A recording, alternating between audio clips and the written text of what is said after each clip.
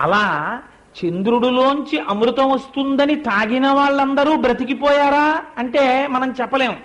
కానీ అమ్మవారి పాదముల వంక చూసి నకధీదితి సంచన్నన మజ్జన తమోగుణ, అమ్మవారి అవయవాలన్నిటినీ నువ్వెక్కడ చూసి ఉపాసన చేస్తావురా? అలా చెయ్యలేవు.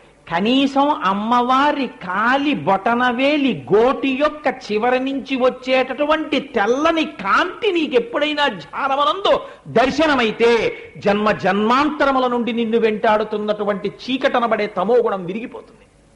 అంత గొప్పది అమ్మవారి యొక్క గోటి కాంతి. అటువంటి తల్లివి కదా.